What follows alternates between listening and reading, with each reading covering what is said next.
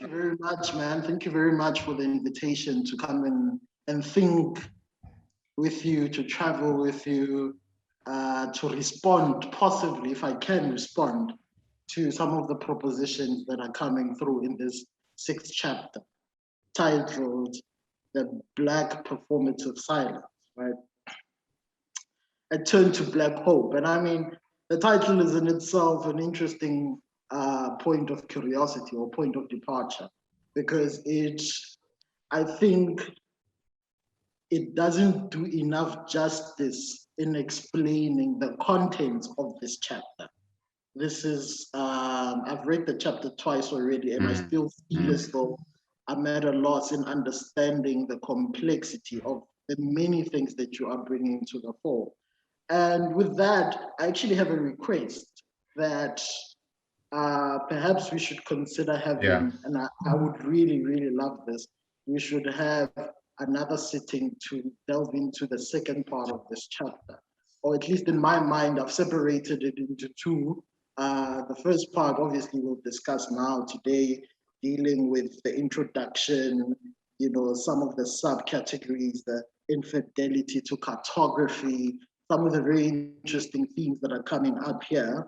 And this idea of muted flesh. Oh my gosh, like I just absolutely love that particular section.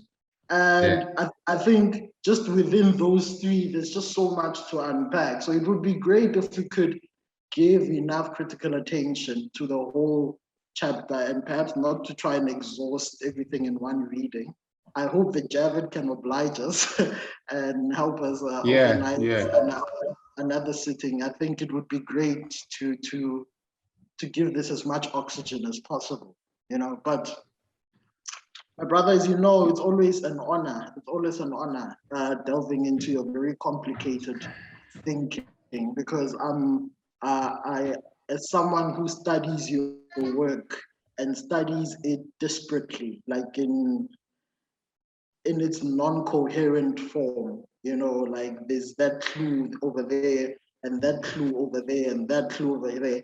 So finally we have a book, you know, we have a book in which we can crystallize a lot of your thoughts, a lot of your work into one coherent text. But even the book fails, right? Even the book fails to achieve or to give us a sufficient representation of what Mogorosi's thought is actually about at this point in time.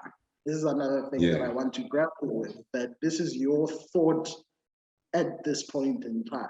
So I'm noticing first and foremost that this chapter has a few focuses. It's not explicitly stated in the beginning, but as I'm reading, as one delves into it, there are a few points of departures that you present.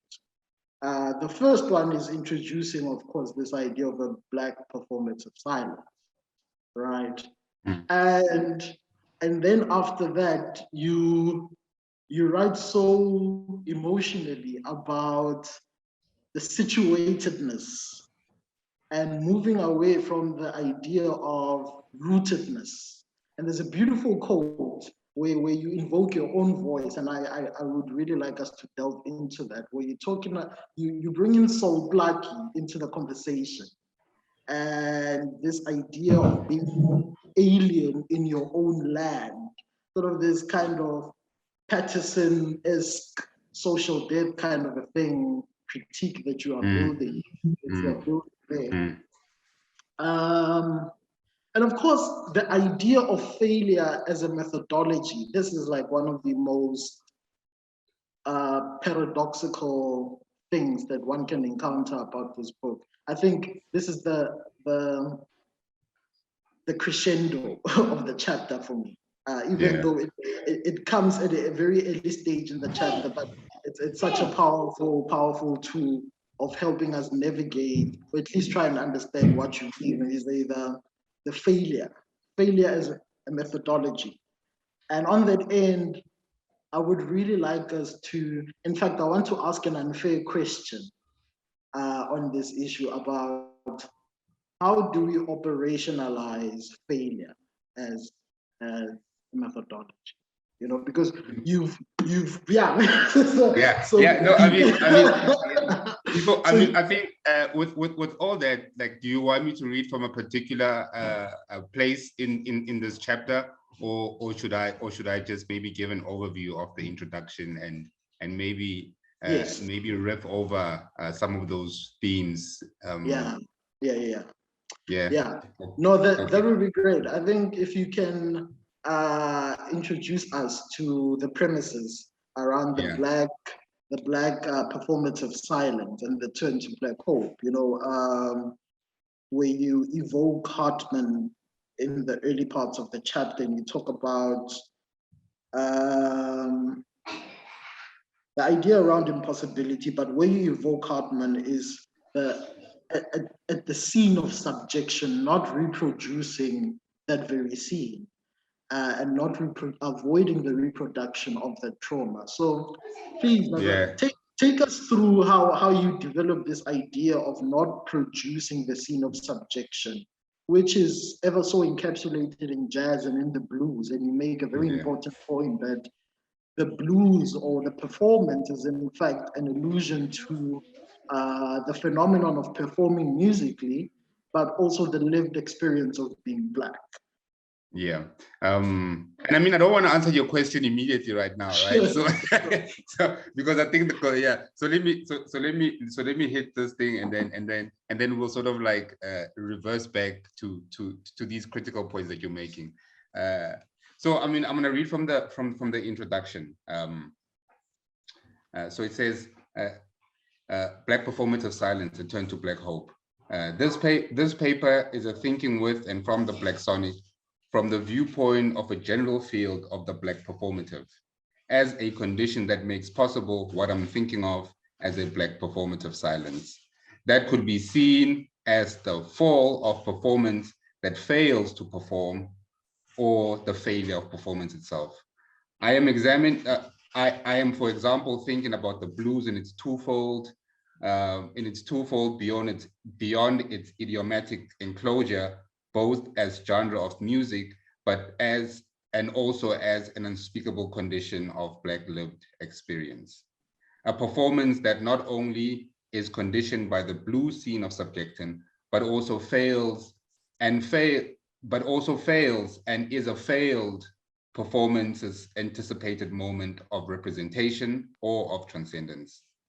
This is my inquiry in tracking the impossibility of the poetic turn in adhering to Saidiya's Hartman's of not repeating the horror. And I mean, just to riff off that point of not repeating the horror, Hartman speaks about the notion, what happens when you implot a slave into a narrative. And she says that what ends up happening is the obliteration of the slave is always the end process of that narrative sequence. Okay, but let me carry on. In her work, Hartman sees the captive body outside the coordinates of human agency or will, which lends itself beautifully to the question, is there a possibility of performance available for Blackness? A performance seen through the purview of representation or transcendence. And I mean, I'm trying to think about these two critical moments that are assumed or are the assumptive logic of performance art, which is the idea of representation or the idea of transcendence. Sure. And I'm trying to think about the Black performance failure at both these turns, at both these poetic moments or these poetic turns of representation.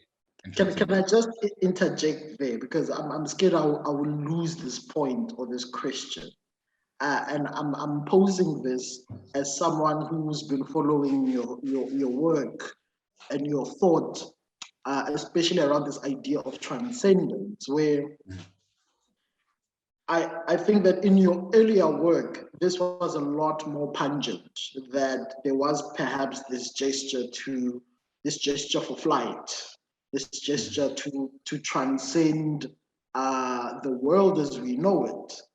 But in this offering, and certainly in the recent musical work, I think there is an interrogation of that earlier posture, right? So there's a serious critical work that you are doing towards interrogating that early posture, where one could almost say there's a shift from transcendence to immanence.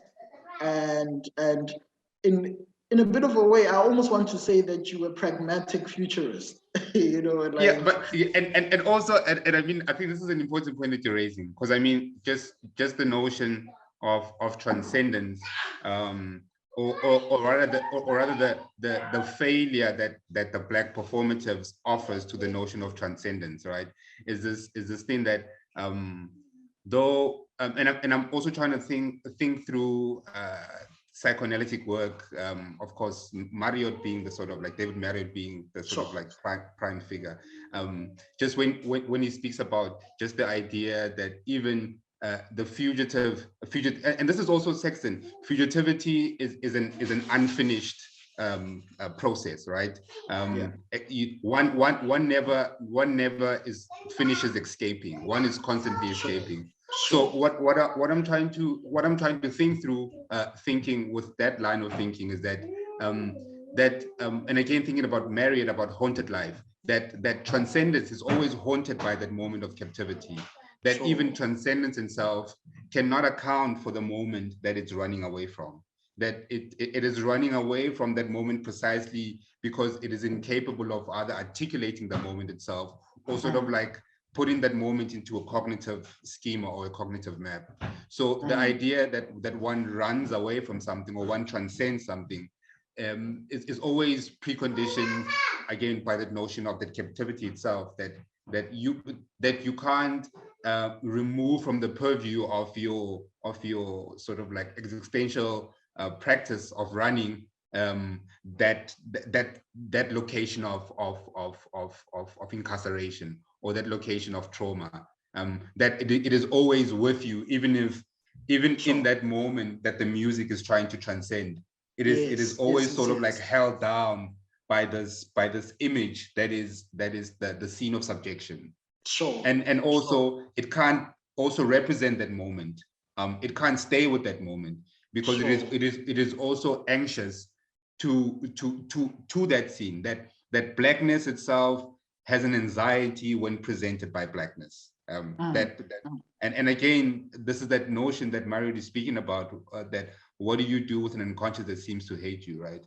That even at the level of sort of like the moment of transcendence, transcending the ontological position, that moment of transcending that always sort of like brings you back in an epistemology of violence and of the very thing that one is trying to transcend. So I mean, I think we can get back to this point, but I think it's a very important move, I think, that psychoanalysis by way of Afro-pessimism offers us, just this interrogation of Dasein's ability to grasp. Again, I think of thought's ability, or of thought's capacity to grasp.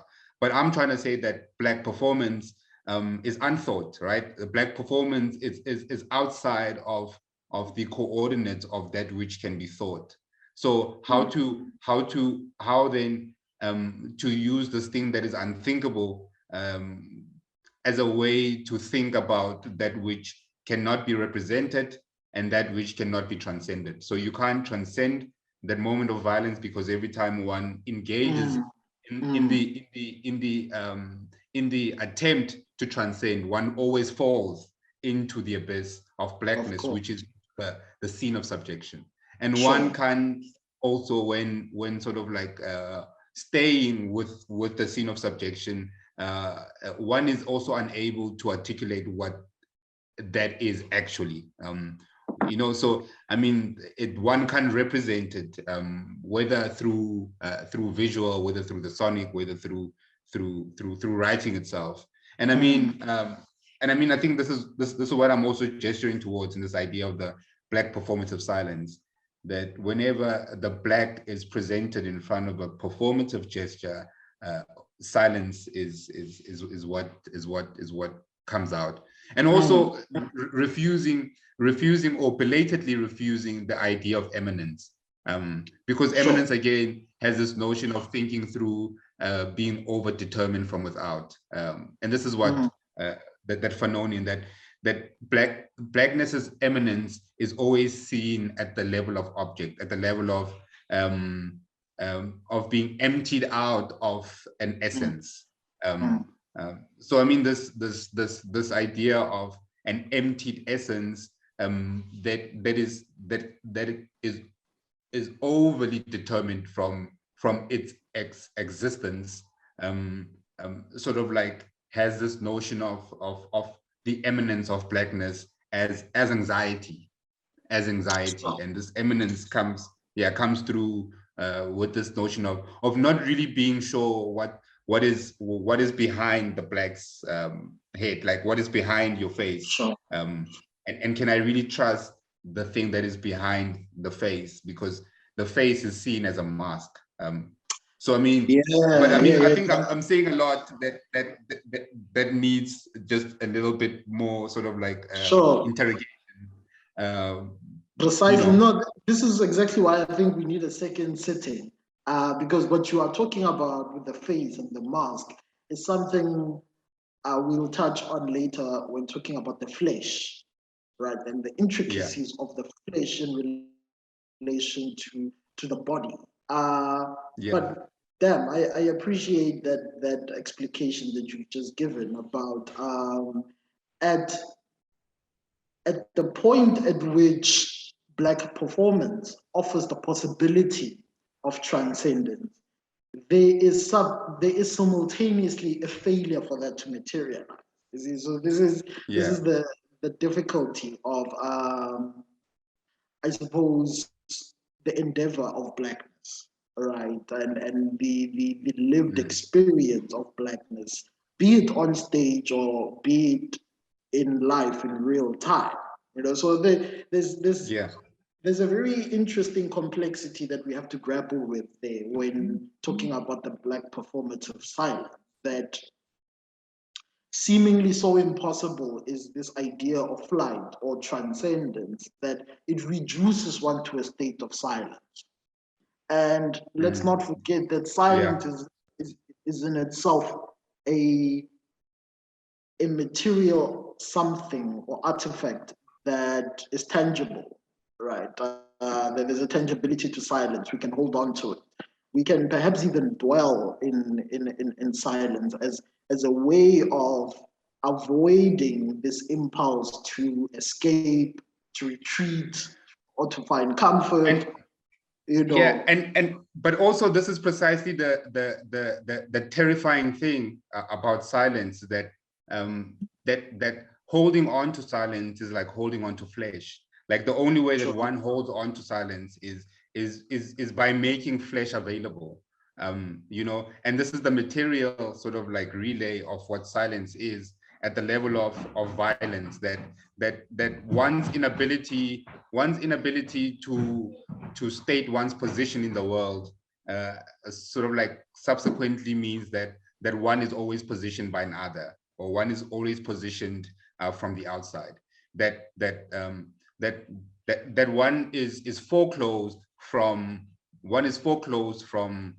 self-possession, self-possession, and self-possession in the idea of an ontology that makes world, that is world making, that has capacity to carve out cartography into place. You know what I mean? An endless duration into proper time, like Afro-pessimism would give us. You know, so I mean, this idea of again that capacity is precisely that which is foreclosed from the performative gestures that Blackness attempts, and this attempt always falls into the Black abyss. And I mean, I think this idea of the fall is really critical.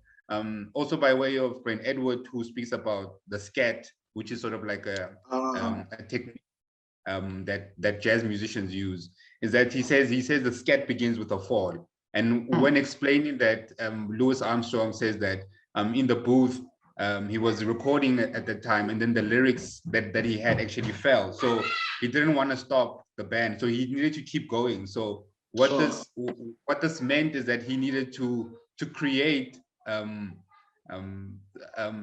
alternative, because he had lost the language, he had lost the actual the lyrics. Or so I mean, when losing language, when losing the lyrics, then the scat begins, and then the scat begins with the loss. The scat begins with a loss. And I mean, this is important, that the fall is sort of like thought through as a loss. That if one's ability of being is preconditioned by loss, what does that mean? You know? So sure. Yeah. I mean, that's a good question, because you are beginning to answer my earlier question around how do we operationalize failure. You know, you sort of moving there, nudging us towards that grand question. So, but you know, you mentioned something very, very crucial, which is the next interesting point that occasions this chapter, around cartography. And it's so interesting because you have a serious beef with the idea of the national project. The national project and the nationalistic project, you know. And this is interesting because you are mounting this critique at a time where nationalism, be it political or cultural, whatever the case, is finding so much rearticulation, right? There's Brexit happening. There's a sort of cultural nationalism unfolding in different parts of the world, particularly in Africa. We see it in some of our aesthetical practices in music, in visual art, the ethnographic turn, one might call it. The nationalisms are on the rise again, right? And so you mount this critique at a time where there's this unfolding happening globally, right? And yours is very particular. You are, of course, drawing from Afro-pessimist thought in refusing this isolationist impulse that gives oxygen to nationalism. But you know, when one thinks about other emancipatory ideas of the 20th century, like negritude, I'm thinking of someone like Césaire, for example, who was adamant that actually we need to shift away from this geospecificity that contradicts our reality, which is to simply say that in our common suffering, there is a serious call to propose a communal idea of Blackness. This is me, you know, paraphrasing what Amy Césaire was saying, that, you know, because he was physically distant from Africa, the homeland, as it were, he had to create a different configuration of what Blackness might mean, as opposed to someone like Senghor, for instance, who was really a cultural nationalist in many ways. So I almost want to say you are developing that argument, right? Obviously. Yeah, but also taking seriously the sort of like shortcomings that negritude has, just in the conception of being ahistorical. Like I mean, I'm also trying to think about that idea of a narrative of a Black is beautiful, right? Of a narrative of a Black is beautiful on the sort of like on the horizons, or sort of like from the condition of a historical accumulation that says Black is ugly. But then we hit the 70s and the 60s with a shift of consciousness, or wanting to shift consciousness and saying that Black is beautiful. But the problem is that there is no ontological ground for that kind of statement. You see what I'm trying to say? So there's no ontological ground for the term Black is beautiful, given the historical time that we find ourselves in, right? And the sort of like historical position that is able to give us the coordinates of what it is to be Black in the world. Sure. Right. So yes, it's a transnational, yes, like Afro-pessimism is a transnational sort of like critique of the national project, sort of like clinging towards all suffering Black peoples around the world. But then we also realize, by way of Afro-pessimism, that Blackness is never a place for us is never a place for resolution, right? Sure. So that Blackness itself, when the world ends, the world will end with the Black. Black is going to end with the world. That Blackness is only a condition of the world and Of in the the world. world. Sure. Yes, and in the world. Sure. And hence this idea of wanting to use and I mean, this is what also Fanon is gesturing towards, just in the sense of the violence that cleanses one, using the very, and this is what also Hortense say, that claiming the monstrosity, that once one claims the monstrosity, and one needs to come to terms that Blackness is an idea constructed within the construct of monstrosity. So if one claims this monstrosity, then this monstrosity needs to be the precondition to end the world. And this monstrosity will be a violence, right? A violence that cleanses the Black body of a blackened existence, right? So I mean, I think these are really critical sort of like the moves that Afro-pessimism is taking by saying, yes, we want to stay within the hold of Blackness, but we also realize that Blackness itself is the condition to end the condition of Blackness. You know. And not that we want to sort of like reinvigorate Blackness and say Black is beautiful, right? Is that I'm also aware of the anxiety of Blackness itself, but I'm aware that only by way of grabbing a hold of violence, and I mean, this is what also Fanon says, that once we are able to grab a hold of this violence, this violence that is metaphysical, right? This violence that is ontological. Once we grab a hold of this violence, then this violence becomes a condition of us ending the world, and also ending the discrepant position of what it means to be Black in the world. You know, so I think those yes, a move towards negritude, but a move towards negritude that doesn't shy away from the monstrosity that it is to be negre, right? The monstrosity of being a Negro, of the monstrosity of being a Kafir, of the monstrosity. Like, there's no way. Yes, we can turn to that moment and say that Kafir, but then we need to use that moment as a moment to condition the end of that possibility of being a Kafir. Precisely. So not turning to that moment as a moment to like the word nigger, to sort of like try to give it a positive meaning. Like we stay with that sort of like alienated meaning, or sort of like the monstrous meaning. But what staying with that does, staying with the violent does, is that it really accustoms one to the need or to the precondition to end the world. No, I mean, I agree with you. And this is precisely what makes this kind of thought so radical and so unspeakable, right? Because, you know, it's vulnerable to so many misinterpretations. Like, one could say, yeah, just retributory violence is in itself a more perverse form of aggravation or violence, and so on and so forth. So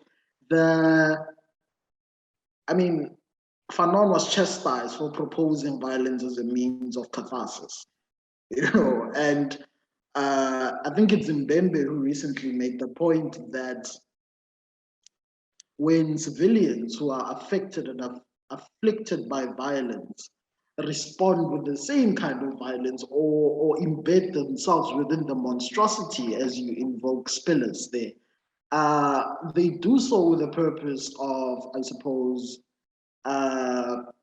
creating a different configuration of power or sovereignty or life in its entirety.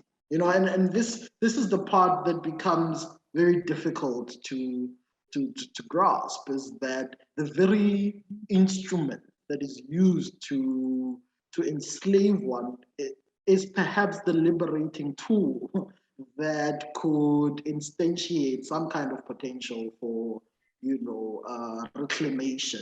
So I'm trying to avoid superlatives like flight or transcendence and so on, but some kind of reclamation and ownership of the self. So it presents an interesting complexity there, which is not so palatable in today's context. I think we have seen a lot of examples that drive this point home, that this is not an easy thing to impute out into the world. Yeah, I mean, and also to interject and just to riff off of what you're saying, it's just that coming to think about Biko's last interrogation, right? When he says that like if you're gonna hit me, I'm gonna fight back. Sure. And that's his moment of sort of like and that's his moment of sort of having some kind of dignity, but he knows that whatever that dignity or serenity is it's going to cost him his life. Sure. Right. Sure. So so he claims the monstrosity, he claims the violence that he needs to sort of like get out of the abyss of being a sort of like tortured subject. But he understands that he's sort of like his revolt is conditioned by death. Yes. And I mean, this yes. is also then the what philosopher says is the fundamental philosophical question, and that's a question of death, right? A meditation on death, and how when thinking about Black freedom, it's almost a meditation on death, if not literally a meditation on death. That Black freedom comes at the cost of Black death. And I mean, if we to take that statement philosophically, that Black freedom is preconditioned, is the precondition of Black death, right? We can also think about it that Black freedom demands that the Black to be out of existence. That Black freedom itself is a condition to end Blackness itself. Sure. Hey, I've got a little one here. So let me just no. So, we are with you, my brother. We understand.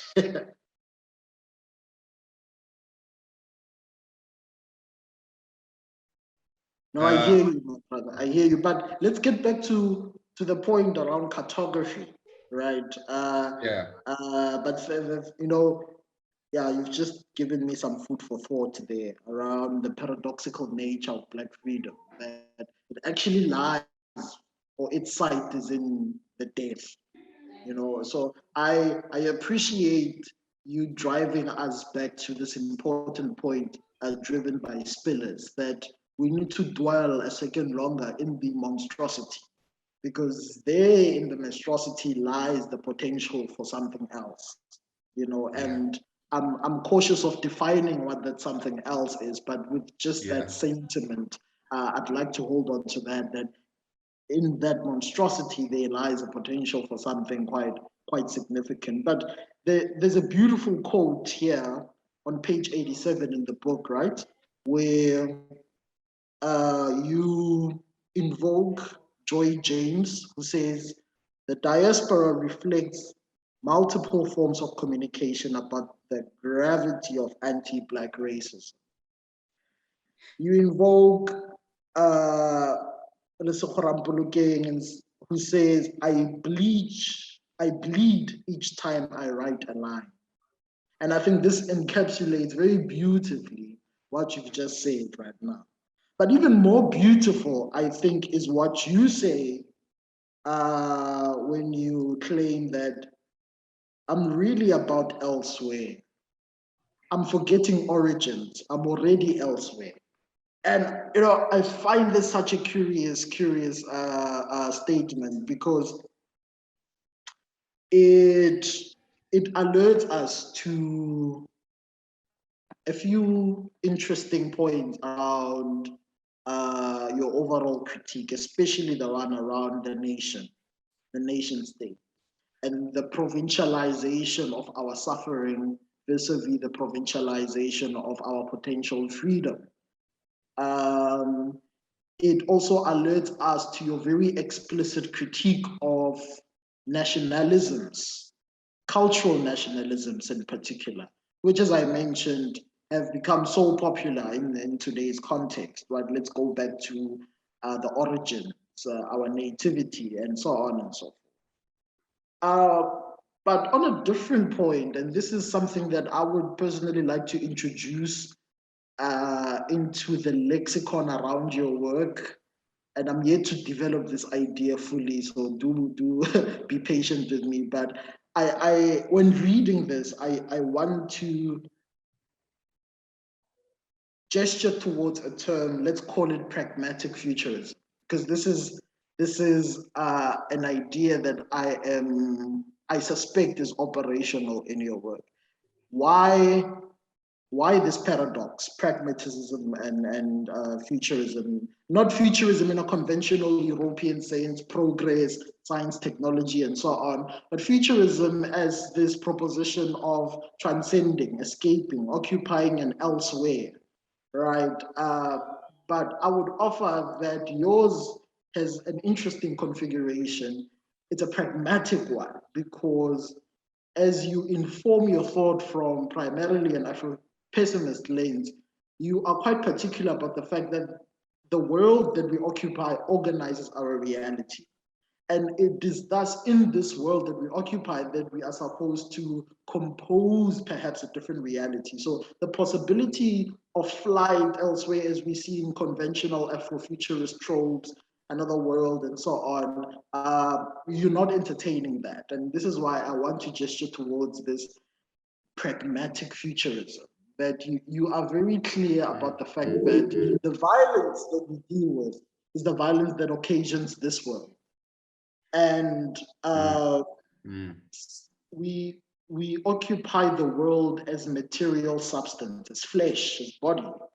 And this is the reality that we have to contend with every single day, right? Be it a microaggression in the office, being shot in the street, you know, a George Floyd kind of a situation. The Black body and the Black life is currently living and dwelling in this current reality. And of course, we can entertain imaginative ideas such as Sun Ra, teleporting yourself to a different reality and so on. But there's something so interesting that is coming from your critique where you are saying, I'm forgetting origins, I'm already elsewhere. But that elsewhere has this dialectical or paradoxical nature to it, is that it is right here at the same time. You know what I mean? Yeah. So there's an interesting way in which you complicate this idea of cartography, where we are, and delve deeper into that for me, because I really want to get a sense of what is your thought behind that. I mean, it's a proposition that I'm giving. No, I know, and I mean, also just to be really specific around that little sort of like quote, it's just that just the setting around Johannesburg itself is an elsewhere, and being raised in Johannesburg and being born in Johannesburg, there's already that I'm already born in a place of elsewhere, in a place of migration, a migrant town. So I mean, that has always been literally how someone like me, for example, doesn't have such a strong ethnic or sort of like cultural background, and this has always been the condition of sort of like migration, right? Sure.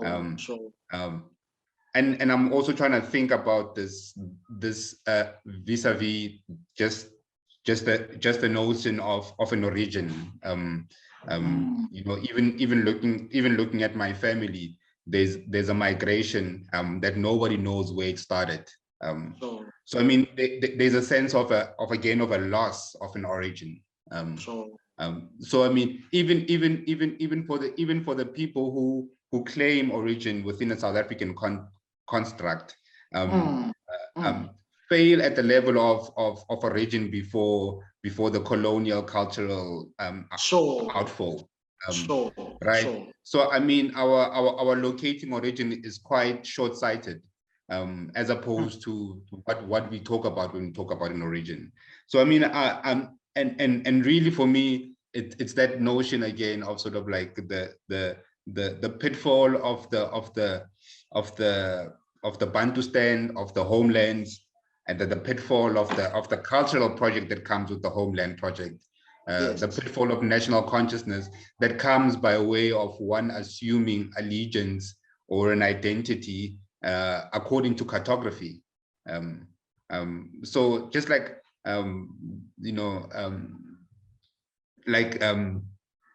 existence or cartography is like a, it's an accident, right? Like you know what I mean? Like, and so how does one hold on with such verve to an accident?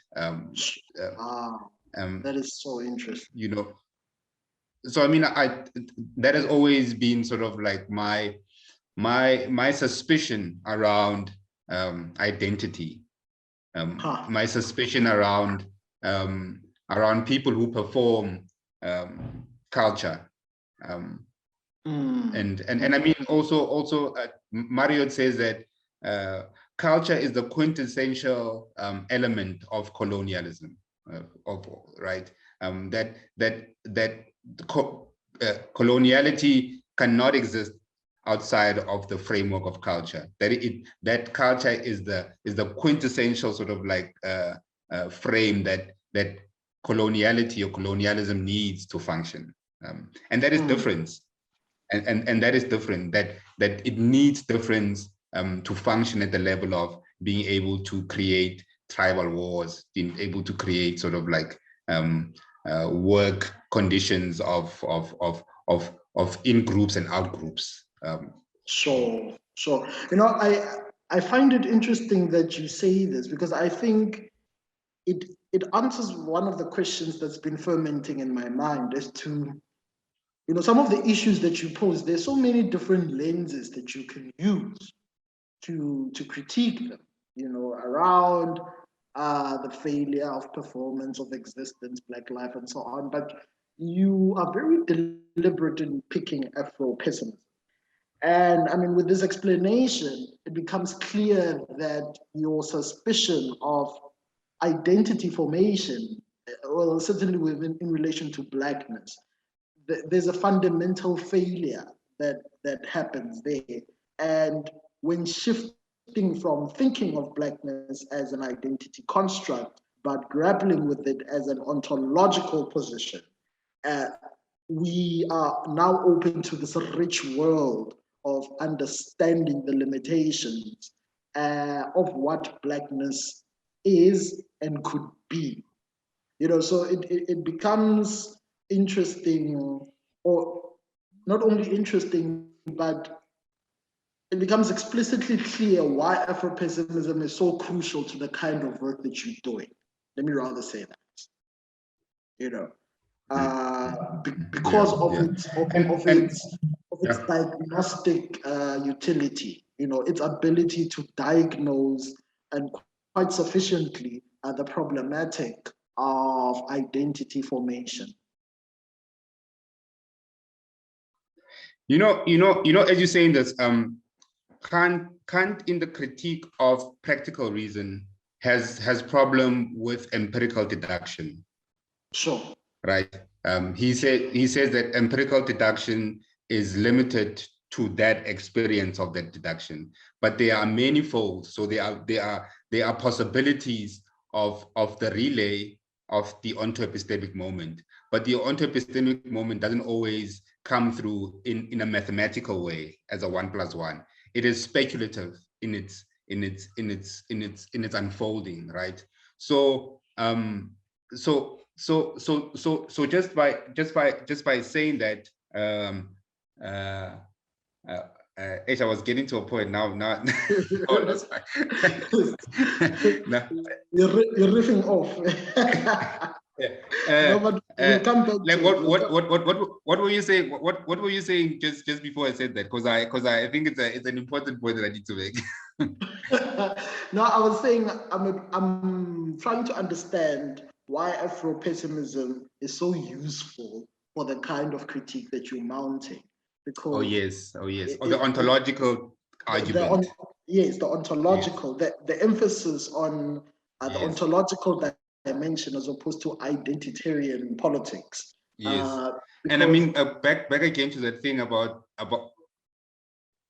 yeah. No, I'm saying that back again to that point that of sort of like this critique of practical reason as sort of like this critique of an empirical deduction, is that Afro-pessimism is also pointing to sort of like the same nudges, saying that the empirical deduction of what it means to be Black is not sufficient for us to understand Blackness as an ontological faction.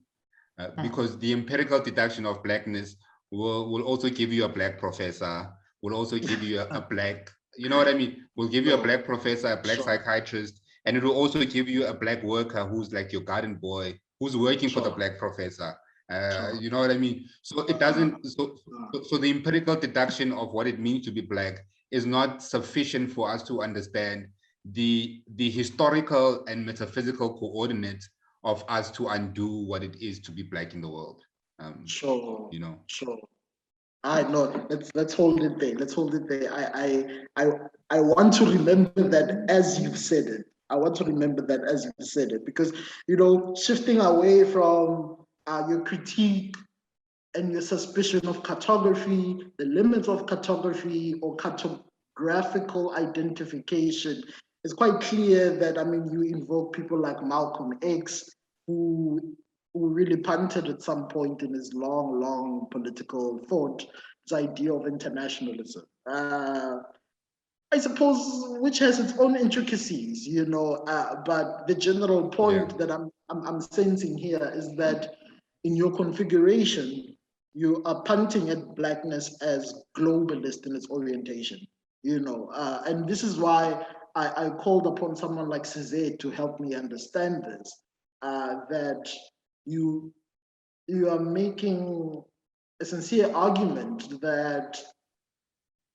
the universe, not the universal, I'm trying to avoid that particular superlative, but the experience of being Black in the world is one that transcends provincialism, essentially. This is the clear sense that I'm getting. So, I mean, this section on cartography is a really important one. And so we move, right? We move. Wilderson, you bring him to the conversation to take the idea of what it means to be an African and what Africa means within the Black imaginary, within a global context. And so we move with the book. And finally, we reach a part that fascinates me so much around the flesh, the body, and what violence does to these two, or how they are implicated within this thing called violence, Notably, you bring in Hortense Spillers, who's very particular about how the flesh falls outside of the body. But I want to bring in someone whom I think and believe is a disciple of Spiller's thought, and Calvin Warren, who goes on to develop Spiller's work and say that the violence that is imposed upon the flesh becomes, in some sense, a hieroglyph encrypted onto the flesh. This idea of the hieroglyphics of the flesh. But Warren makes a very serious point in saying, in one of his readings, I forget the title of it, but he makes a serious point that this hieroglyph or this violence imposed upon the flesh infers a metaphysical injury. And I think this is such a beautiful point that he's stressing, that it goes beyond the corporeal element of the skin and the body, but it is in fact a metaphysical injury that is inscribed into the being of the Black subject.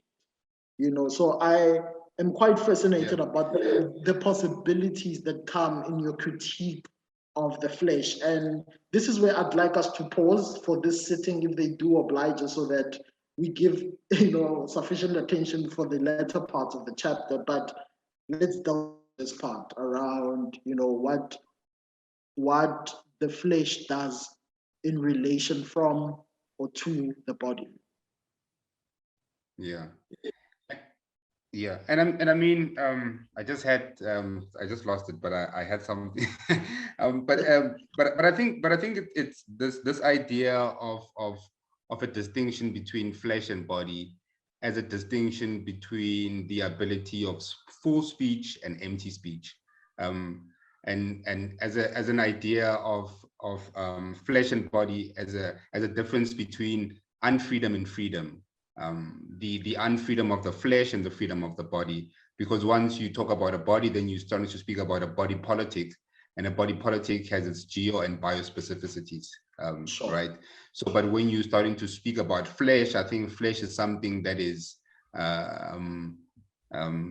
like, I mean, it's something that is like meat, like it could flesh is literally animal, right? And I mean, hence I think you know, this is what Zakia is trying to sort of like push towards, just in terms of plasticity, that the many sort of like configurations of this plastic or of this black flesh as experienced globally takes its different turns, but its main sort of like condition of possibility is that ontological stance of an emptiness that can be manipulated into an empirical deduction without an existence, without an essence. Sure. So I mean, I think wow. Flesh is this condition of an existence, of an existence without an essence, that then preconditions this idea of muteness, right? This idea of an incapacity to the human to the humanist tradition of language that relays, that makes one in the coordinates of relationality. So flesh itself is outside of relation. It's outside of the coordinates of the dialectic itself. So there is no recognition with when confronted with the flesh. It's only sort of like this sort of like what flesh has always been instrumentalized as according to the desires of the human. So I mean, or flesh is mobilized according to the desires of the body, right? So if once the flesh has a conceptual framework, it becomes a body with its sort of like respectability politics. Sure. But flesh without the politic of respectability is flesh. That means it is like spirits would say, it is open to unwanted touch. It is open to gratuitous violence, or it is open to being treated in a way that it itself doesn't permit, because it is assumed that the flesh itself has no sort of like moral compass to know how it should be treated. So it is open for the uses of the body, which the body is the condition, is the coordinate of the human. So flesh is conditioned by the human. Sure. You know, I mean, you are saying it in a roundabout way, but as I'm understanding, as I'm listening rather, I'm getting a sense that, and a question rather, that your point becomes even more complicated when we make the acknowledgement that it is black flesh that becomes available to this gratuitous violence. That we can speak about the body almost ambiguously. We can speak about the body in an almost detached manner, that a body can be violated, right? A body can be venerated, a body can be valorized.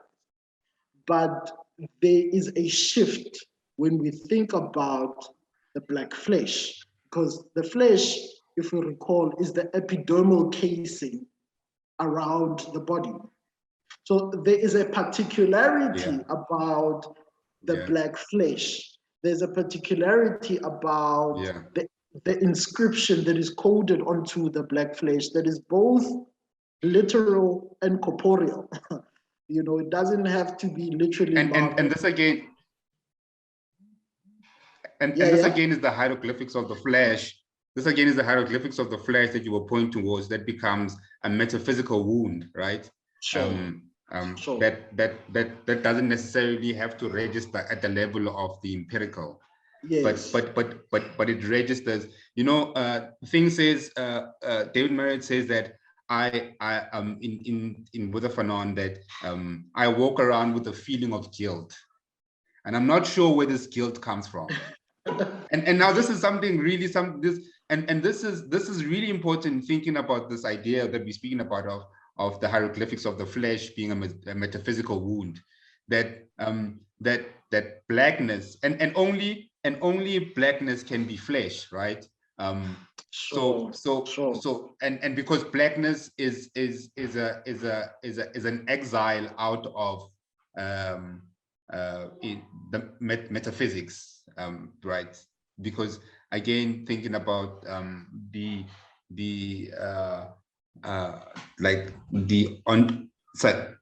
thinking about some kind of a what Sexton speaks of as a metaphysical Holocaust, right? As this point where even like this idea of an ontology of hurt, of an ontology of woundedness, is preconditioned by the idea of an overdeterminedness from without that is black, and by the encounter of black flesh or black existence, one sort of like automatically at the level of the unconscious registers the metaphysical wound, and this is something that the world shares. That's why David Merritt says that we all bond around negrophobia-genesis, right? And we all bond around that moment of negrophobia. And that moment of negrophobia is this acknowledgement that we all have that the Black body has been historically through a lot of trauma. And this is something that we all acknowledge. And it's something that we all can't get away from. Hence the saying that the world in its construction is anti-Black, including the so-called Black people in the world. Wow, Joe, that is very compelling.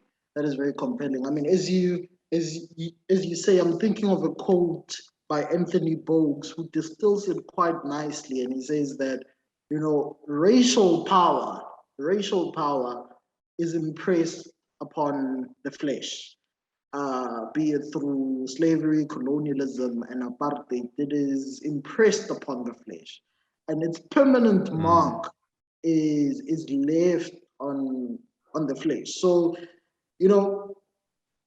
of course, empirically, one doesn't want to dissociate the flesh from the body, but you are elevating the seriousness of this conversation to something else, that there is a very dense particularity around the fact that Black flesh, beyond it being a signifier of an alterity, a non-being, a being devoid of essence, there's something notable about the Black flesh being available to violence, being available to consumption, being available to being depleted.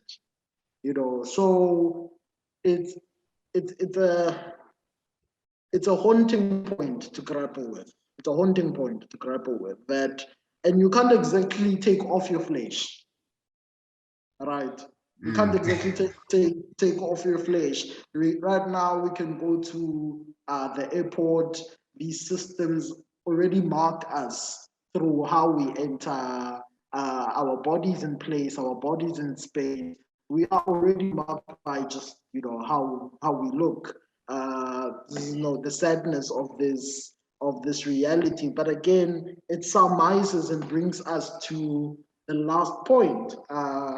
At least that's how I see it. How then do we operationalize failure as a method, right? Because you put forth a very compelling diagnosis that the aesthetic fails. Black performance, there's a failure within that too.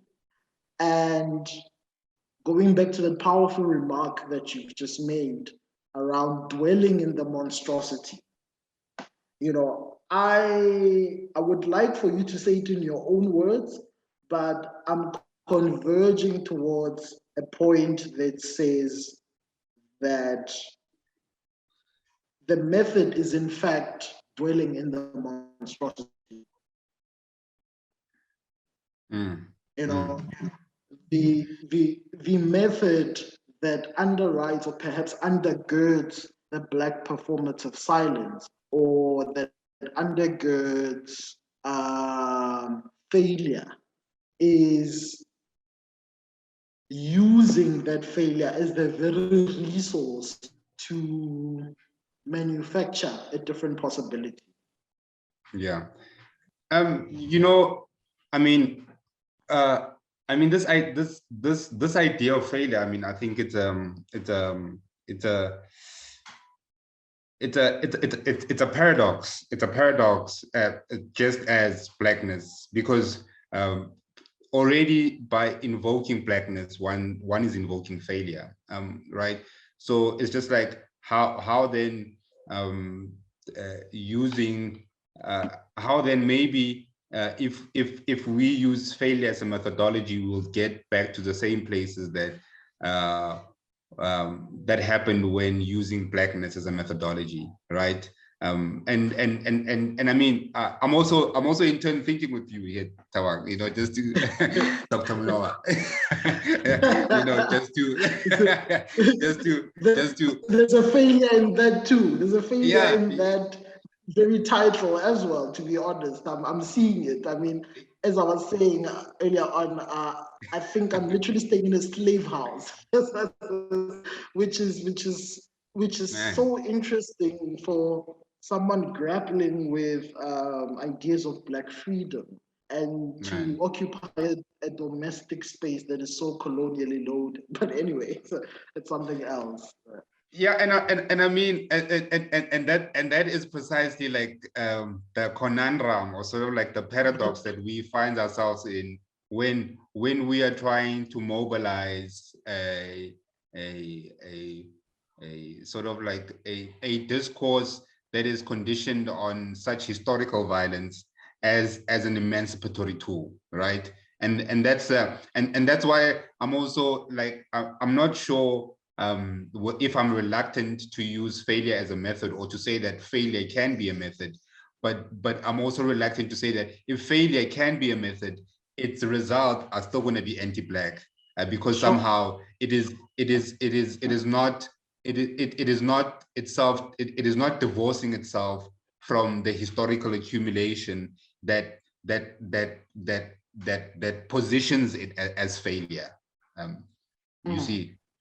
Is that it also can't get away from the metaphysical Holocaust, or the metaphysical wound that is failure as a method for emancipation. You know what I mean? So I think again, it becomes paradoxical, and this for me is the crux of the difficulty of thinking blackness, yes. Right?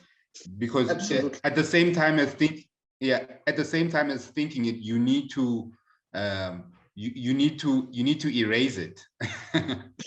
Right?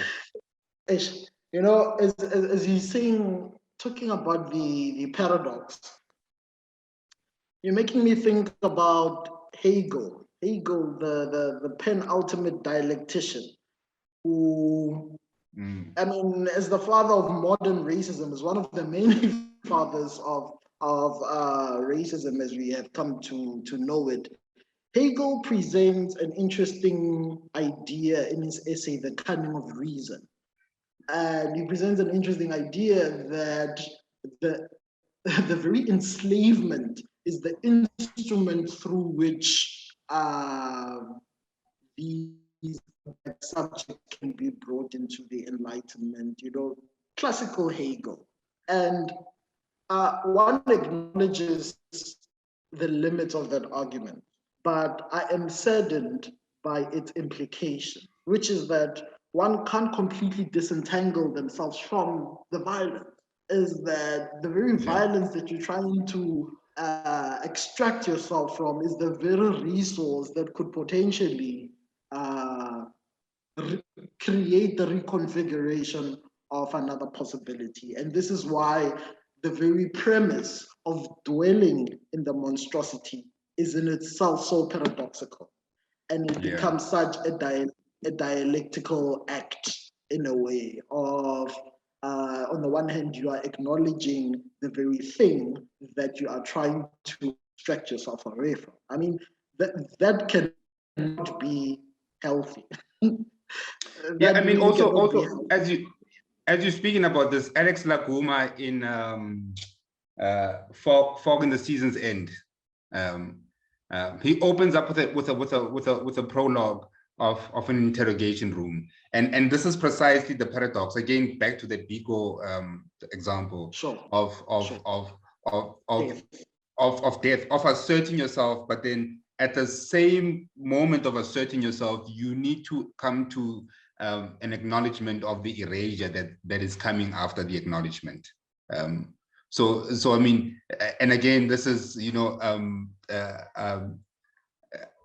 Chabani Manganyi in Being Black in the World, that small essay, Us and Them. There's a moment when psychiatry itself can't offer itself to him because he has an hallucinatory whitening, right? That forecloses him to even be honest to the therapist about how he feels. Right? So I mean, it's a paradox. It's a serious paradox of the moment of thinking blackness is a moment of withholding. That's why I'm trying to think black performance as black performative silence, because at its moment of enunciation, it's a moment of its foreclosure. It's like it's like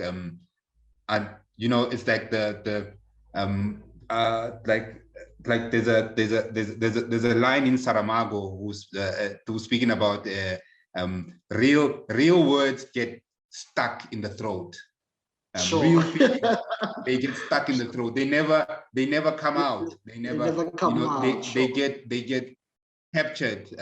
And for me, that's black speech is always sort of like captured it never. So whatever comes out is like a performative silence. Like it's either a look or a touch but it's never an articulate position to be like this is how I'm feeling, because feeling itself is anti-black.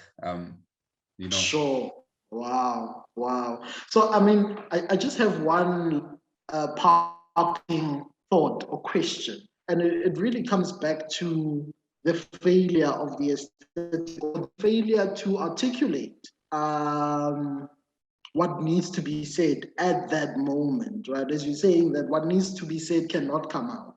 So often, as you've diagnosed on so many occasions, there is this impulse towards sublimating black pain into art, into the many resources that we have. You can use drugs, you can use alcohol, we use art, and so on. And it has always fascinated me about your aesthetical practice, that there is almost a sonic code that comes when you play, right? And I don't want to say that this code is formulaic, but there are certain things that when one listens carefully, you know this is Tumi Mogorosi playing.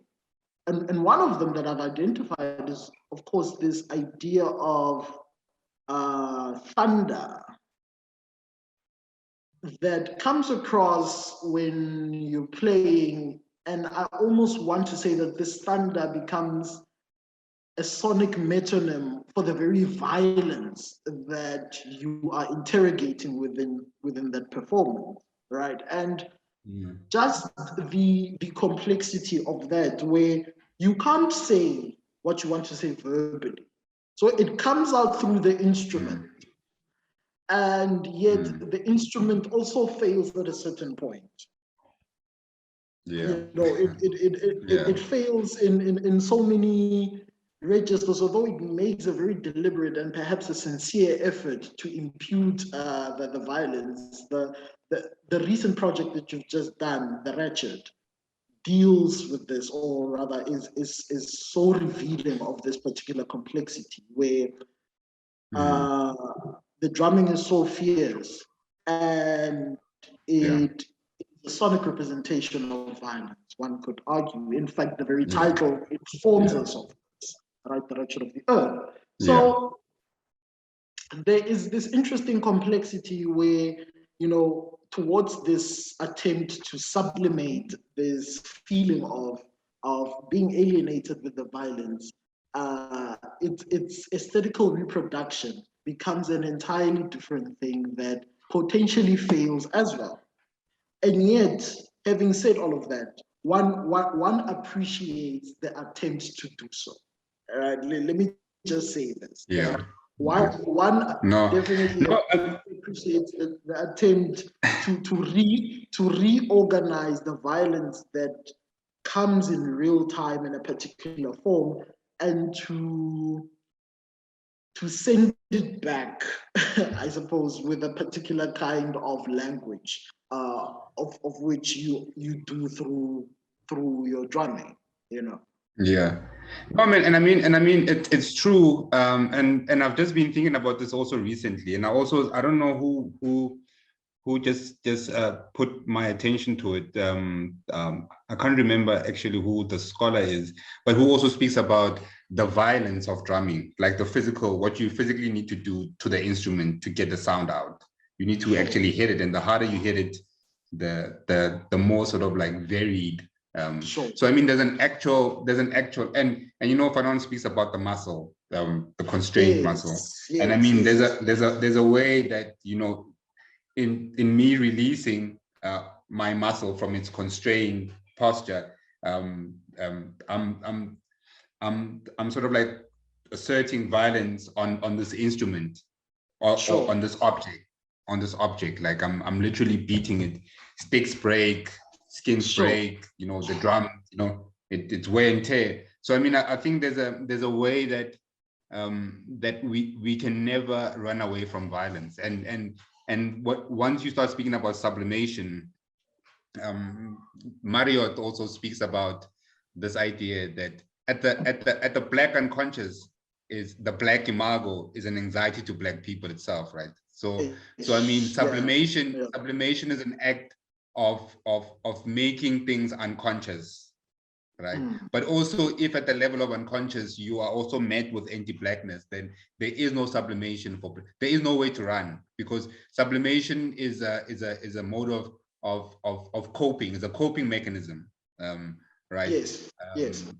So for Blackness, even the idea of sublimation offers one to the Black unconscious, which is the Black imago, which is again the Black abyss, you know. So I mean, there is no reprieve, or there is no moment of release when we're using these tools that are by way of a humanistic or like orientation, like art, like language, like culture, and all these things that at the level of the unconscious we are also met with an anxiety ourselves, just around the capacity of one to name themselves in the world, you know.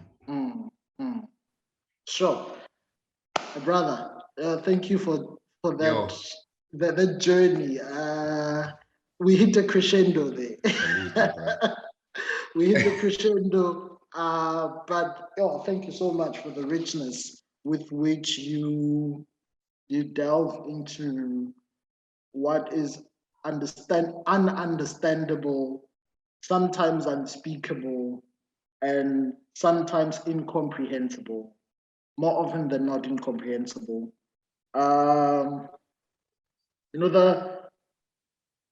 the confidence with which you tackle this is risky. You know, it's very risky, but admirable. I know. I know, bro. I know. I mean, it makes you uncomfortable. This is the other thing that Negrophobogenesis is, that you find yourself thinking, am I really reading this? Should I be reading this? Right? So there's a way in which languaging freedom becomes even foreign to you, the one who's seeking. Right. And I suppose this is precisely what makes this work so important, so that we get into the habit of over familiarizing ourselves with this language more often, so that it becomes less alienating and to ourselves. You know. So thanks for that. You know, thanks for that, because you're giving complexity to, I mean, very, very dense material that we grapple with, we know, but we struggle to articulate. We struggle to articulate because sometimes it's just too traumatic to articulate it and too exhausting. That's the other thing. Perhaps too exhausting. So, you know, I'm hoping that in our next sitting, we can delve deep into this idea of Black hope and explore again the paradoxical nature of the very term hope in relation to the term Black, right? Yeah.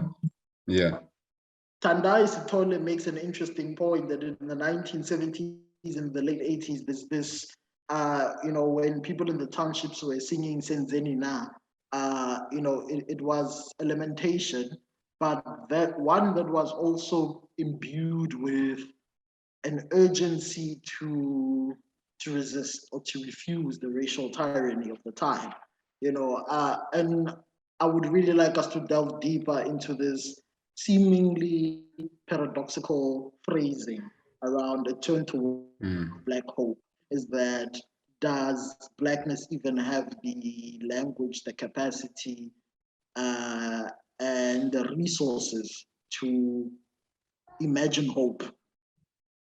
You know, and if hope in itself can be a methodology to be operationalized, you know, so that would be my pleasure for us to really delve deeper into that. Yo, and Thabang, man, thank you so much, man, for the continuous engagement, for the work you doing, you know, vis-a-vis the Black studies in general, bro. You know, I mean, I think there's very few people who are as serious and as committed, and I mean, you are one of those cats, man, and I really appreciate you and what you're doing. Big up. It's likewise, my brother. It's likewise, so we can feed off this energy, which is so abundant. But again, very risky. It's very risky to imagine these things. I mean, I always say that you are one of the people who has the audacity to utter the word freedom in today's South African climate, which is very brave. I appreciate that. It's extremely brave, you know. So no, thanks, my brother. Let's keep it there. Let's keep it there. Yeah, to many more, and hopefully we can really convince Javett for us to, because I think it's important that the second move of Black Hope and what it means. Outside of sort of like it's easy sort of like quick hand of saying that it's fugitivity or it's some kind of an emancipatory thing, but really still thinking around what is being given to us, just in a sense of staying with the monstrosity, and what kind of hope comes from that staying with the monstrosity. Sure. No, let's make an appeal to the Javett people. Javett people, please organize a second sitting. Yeah, come on, guys, come on. With my dear brother, so that we delve deeper into this thing. And by the way, this is just an ongoing reflection. It's the long song. Yeah. in man. Mingus's language, because I find myself being puzzled by each point of your intellectual work. And of course, this started almost a decade ago. I mean, this is one of the understated things about your work, that it's right now we are experiencing the richness of your thought, which is spreading in so many modes. There's the textual, there's the sonic. Hopefully we'll move into the visual at some point, but I think one of the understated things is that this has been brewing for a good decade or so. So we, again, appreciate the commitment to the work, and it is such a privilege for someone like me to see the development of that. And hence I was asking in the beginning that, at some point your work was deliberately considerate of the idea of transcendence and immanence and all of those terms. But here we are presented with a complete overhauling or re-interrogation of that. So it takes something special for us to take cognizance of that shift. And I think that's the moment that we are. And it's a beautiful moment, I have to say. Like, it poses serious challenges for us. No.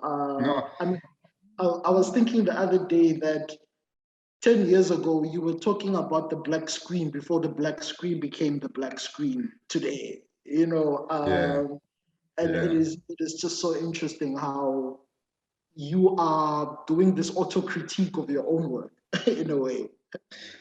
Yeah, and I think it's, for me, it's one of those things that this work for me is a question in my own life, in my own work, and I think I needed to be committed to the possibility of doing something with the previous work and also I needed to be honest about the failure of those attempts.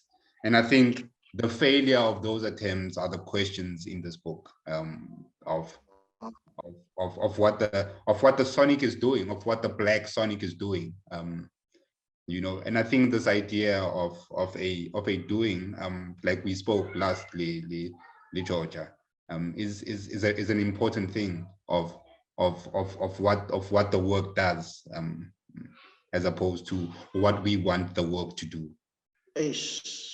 Wow. Yeah, no, that is serious. That's some serious stuff there. Maybe we can delve into that too in our imminent sitting next time.